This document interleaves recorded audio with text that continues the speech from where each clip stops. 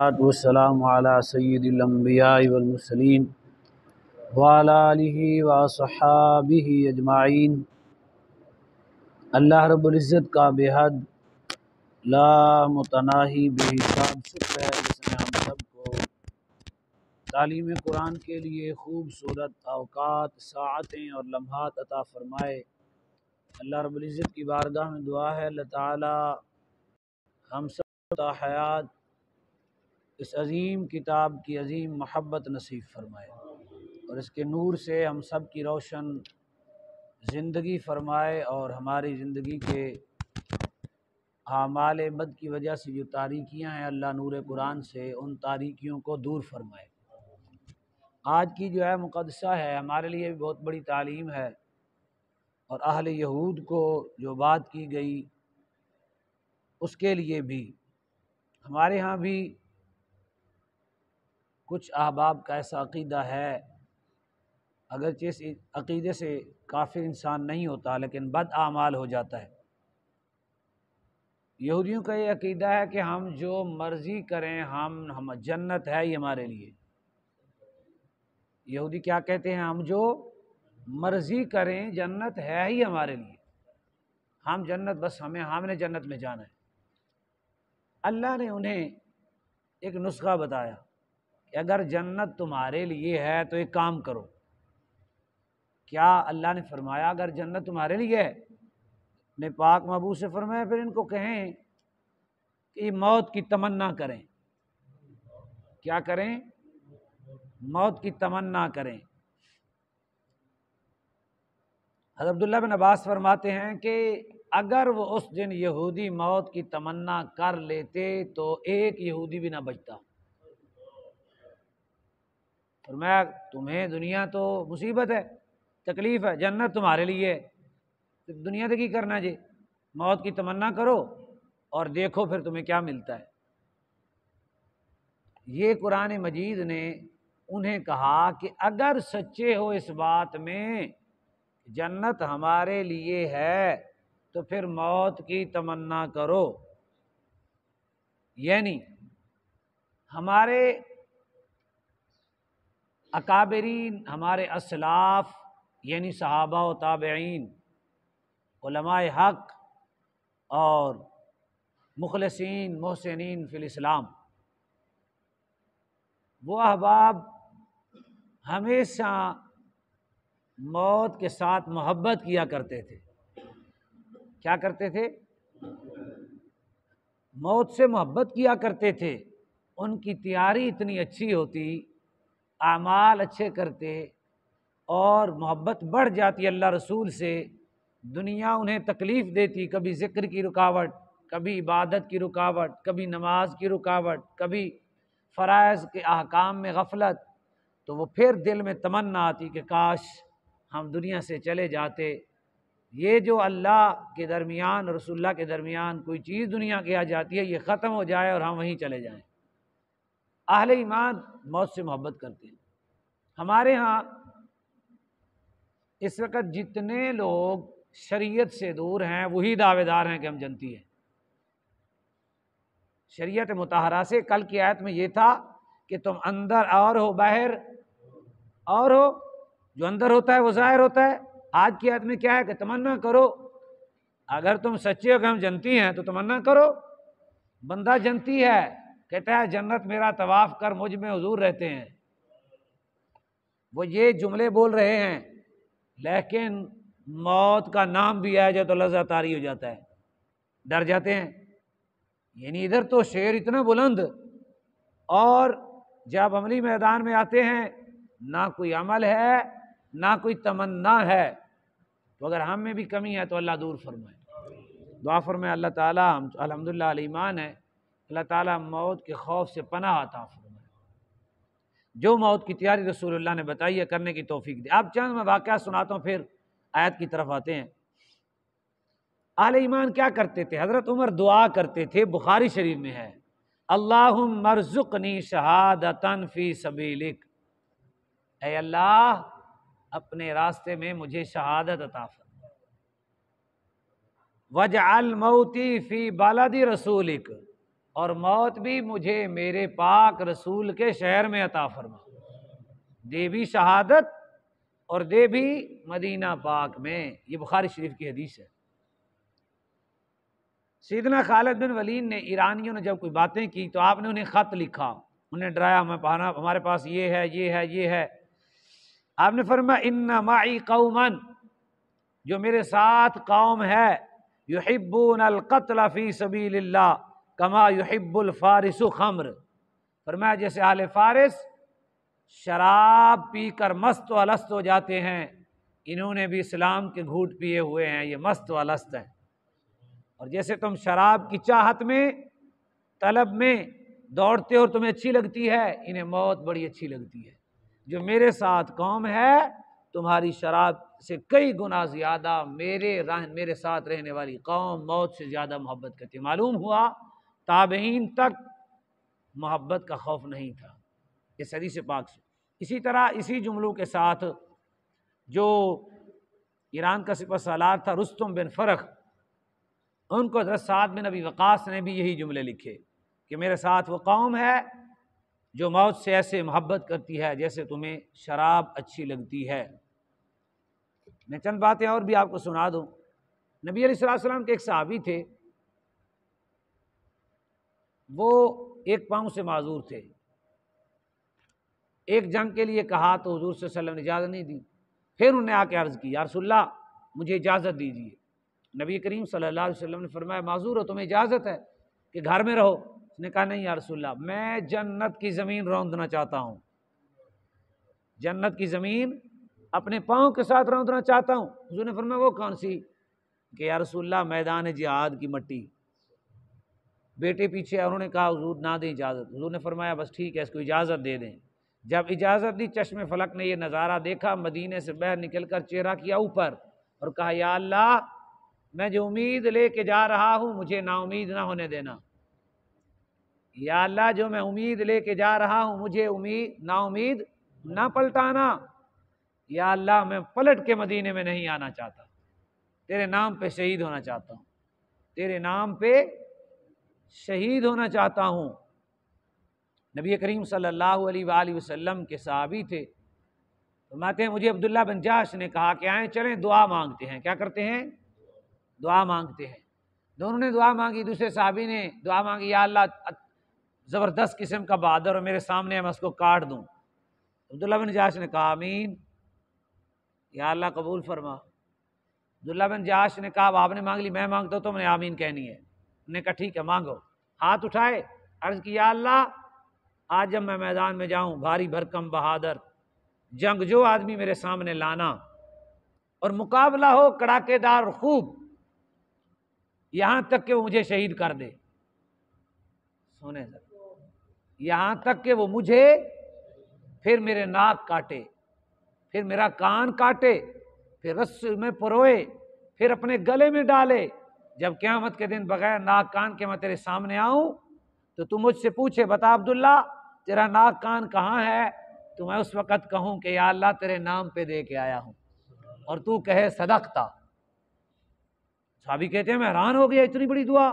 کہتے گئے اللہ نے دعا قبول کی، کہتے ہم نے آنکھوں سے دیکھا ایک کافر نے ان کے ناک کان کو رسی میں پرو کر اپنے گلے میں ڈالا ہوا تھا۔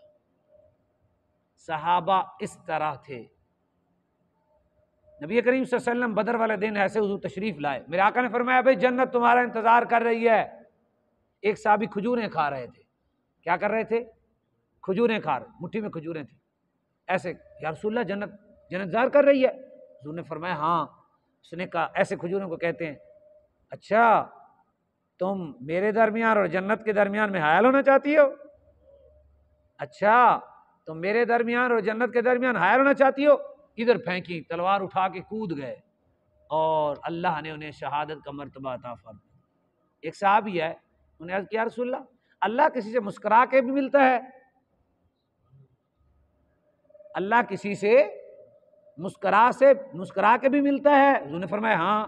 یا رسول اللہ کیسے؟ فرمایا یہ تم نے خود ڈالا ہوا ہے، زرہ ڈالی ہوئی ہے جسم پر، یہ اتارو اللہ کے نام پہ لڑ پڑو، اللہ ہنس پڑے گا اپنی شان کے لائق کہ میرا بندہ میری محبت میں کس قدر بے خود ہو گیا ہے۔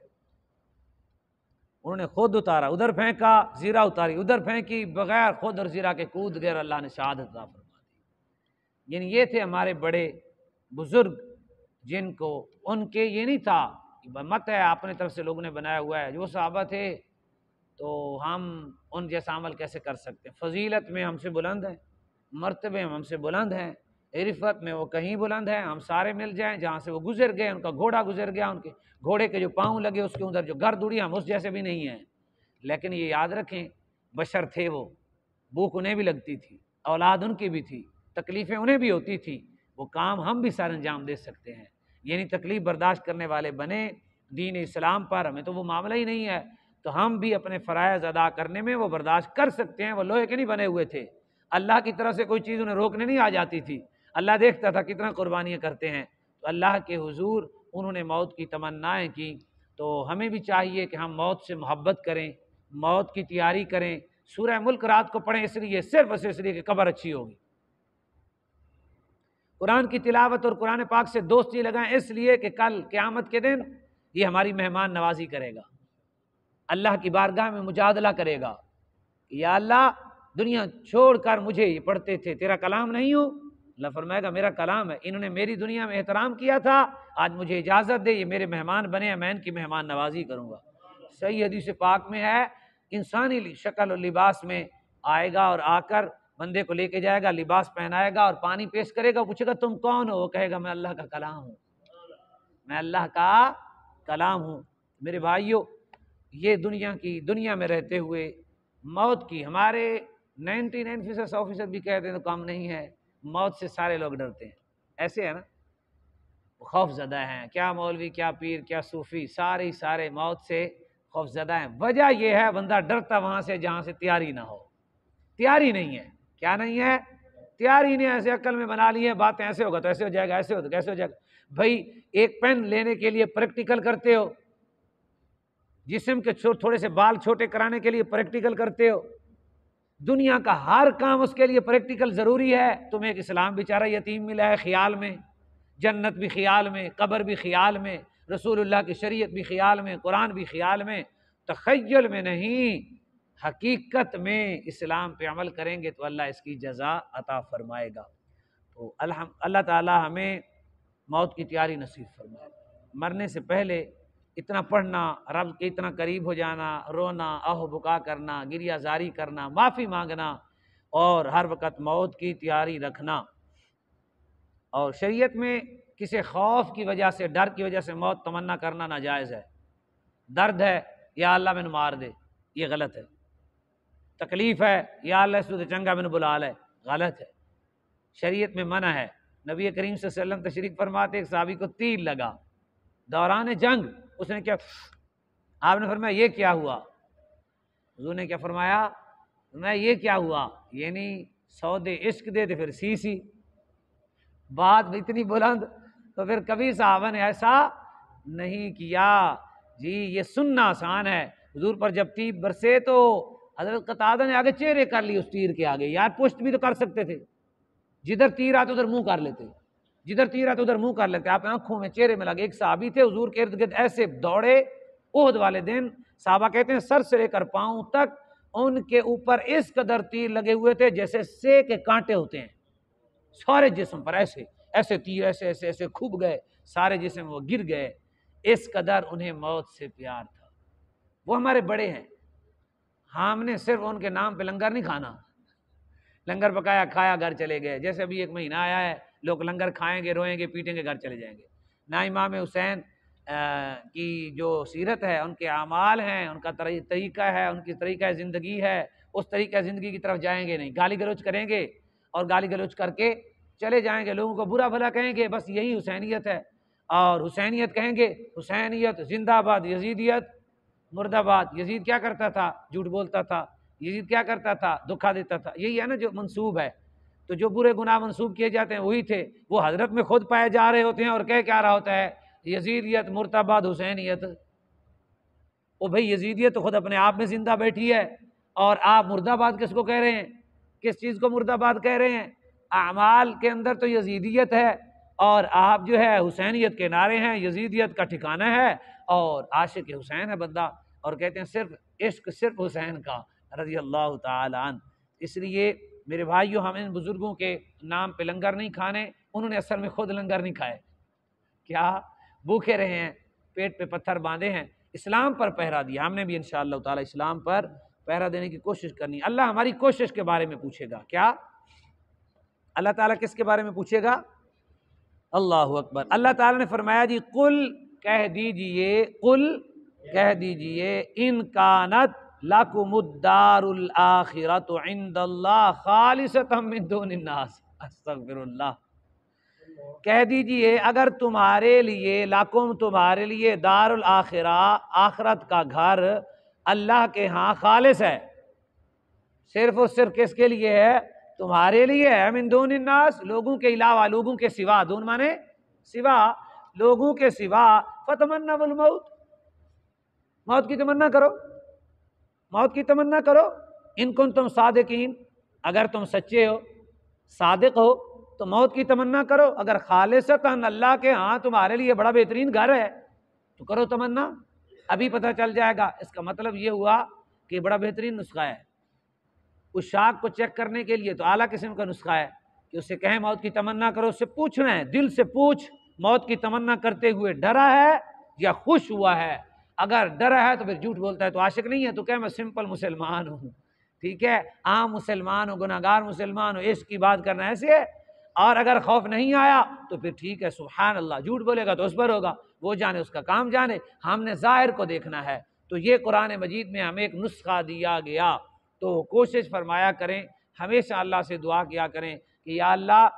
اعلیٰ حضرت نے تو فتح رضویہ شریف میں ایک بات کی بڑی زبردست ہے، آپ فرماتے ہیں موت کا ذکر کرنا چاہیے، موت کا، اپنے نیک بندوں کی موت کو یاد کرنا چاہیے، نیک لوگوں کے اعمال کو دیکھنا چاہیے، ان کی زندگیوں کو دیکھنا چاہیے، اپنے صبح و شام کا موازنہ کرنا چاہیے، پھر موت کی تیاری۔ اعلیٰ حضرت نے اپنے بیٹے کو بلایا، فرمایا کہ بیٹھ جا، جتنی دعائیں رسول اللہ نے جنازے میں پڑھی ہیں یہ میں نے لکھ لی ہیں، ساری کی ساری یاد کرو۔ یہ اہل سنت میں ایسا نہیں ہے کہ چھوٹی چھوٹی دعائیں پڑھ دیں، دعائیں جتنا مرضی کوئی پڑھے، منع نہیں ہے، آپ نے ساری دعائیں یاد کی، کرائیں، فرمایا یہ دعائیں تم نے جنازے کے دعاؤں میں پڑھنی ہیں، خود تم نے پڑھنی ہے۔ ایک وصیت کی، فرمایا دوسری بات لکھو یہاں کہ میرے مرنے کے بعد جو تم نے ایصال ثواب کرنا ہے غربا کو دینا ہے۔ کیا کرنا ہے؟ وصیت لکھی، لکھا میرے مرنے کے بعد غریب ہے نا چاچے ماموں نے بلا کے کھوا کے گھر بھیج چھڑیں، نہیں، غریبوں کو بلانا ہے اور فلاں فلاں چیز پکانی ہے، یہاں فلاں فلاں علاقے میں غریب رہتے ہیں ان کو کھلانا ہے۔ آپ کو کلفہ پسند تھا، کہتے کلفہ بنانا ہے، فلاں فلاں چیز بنانی ہے، فلاں فلاں غریب کے علاقے ہیں ان کو بلانا ہے اور کسی اور کو نہیں بلانا، ان کو کھلا دینا ہے۔ ساری وصیتیں کی، یعنی کبھی بھی ہم نے اپنی اولاد کی وصیت نہیں کی ہوگی، چھوٹے ہیں یا بڑے ہیں، اپنی اولاد کو قریب بٹھائیں، ان کو پہلے سمجھا دیں بیٹا میرے مرنے کے بعد رسم و رواج نہ کرنا، میرے مرنے کے بعد دعائیں اچھی کرنا، میرے مرنے کے بعد اے نہیں بس ٹھیک ہے اور جی کی کہیں گے رشتہ دار چل کٹا کو دینے ہیں، رشتہ دار کیا کہیں گے فلاں کر دیتے ہیں۔ ایصال ثواب کرنا ہے، وہ کرنا ہے جو صدقہ جاریہ ہو، وہ بھی کریں، ناجائز نہیں ہے، وہ صرف ثواب ہے، وہ بھی کریں، کیونکہ اہل سنت کے نزدیک جائز ہے ایصال ثواب، جس طرح مرضی ہو شریعت کے دائرے میں وہ جائز ہے۔ تو وصیت کرنا اپنے بھائی کو، اپنے دوست کو کہ یار میری زندگی کا کوئی پتہ نہیں ہے، پتہ نہیں ہے نا یار، نہیں ہے نا پتہ، کوئی پتہ نہیں ہے، تو اس طرح سے یہ موت کی تیاری ہے۔ موت کو یاد کرنا ہے زیادہ سے زیادہ کہ مجھے موت آ جائے تو اس وقت میرے پاس کیا ہونا چاہیے، ٹھیک ہے نا، اچانک والی چیز ہے نا، تو کون کون سا وظیفہ نزا کے وقت فائدہ دے گا، کون سی قرآن کی آیت مجھے فائدہ دے گی، کون سی دعا مجھے فائدہ دے گی، وہ سارے نسخے ڈھونڈنا، وہ دعائیں ڈھونڈنا، وہ طریقے ڈھونڈنا۔ بہترین نسخہ تو ہے نا سورہ ملک رات کو کبھی نہیں چھوڑنی، یہ قبر کے لیے بہترین نسخہ ہے، یہ ہمیں رسول اللہ صلی اللہ علیہ وسلم نے عطا فرمایا۔ اور سورہ حامیم سجدہ قیامت کے دن حشر میں بخشش کے لیے بہترین نسخہ ہے، وہ روزانہ جو پڑھے گا اس پر اللہ تو اسی طرح سورہ دخان ہے، یعنی صورتیں ڈھونڈے، درود پاک اور تلاش کرے۔ آج ہمارا تھوڑا سا ٹاپک بڑا ہو گیا، اس کی وجہ تھوڑی سی یہ تھی کہ ہمارا مضمون ایسا تھا کہ زندگی کا آخری لمحہ جہاں ختم ہوتا ہے اس کو موت کہتے ہیں، اور عربی میں اس کا معنی ہوتا ہے ایک جگہ سے گزر کے دوسری جگہ پر چلے جانا۔ ہم کچھ دیر کے لیے یہاں ہیں، اسی جملے پہ اختتام کرتے ہیں میرے بھائیوں۔ جس مقدس پاک محبوب کا ہم نے کلمہ پڑھا، ان کو جب سیدنا فاروق اعظم نے چار پائی پہ لیٹے ہوئے دیکھا پشت پر نشانات دیکھے، رونے کی صورت میں کہنے لگے کیسر و کسریٰ میں تو آپ کے پجاری عیش و عشرت سے رہیں، اور اللہ کے محبوب آپ اس طرح سے رہیں، اللہ سے مانگیں اللہ آپ کو دے، اور میں عمر میں تو یہاں مسافر آیا ہوں، اے عمر میں تو یہاں مسافر آیا ہوں۔ یہاں سے چل پڑا۔ راستے میں مسافر کو کیا کام ہے کہ وہ جا کے کسی درخت کے نیچے جا کے کوٹھی بنا کے بیٹھ جائے؟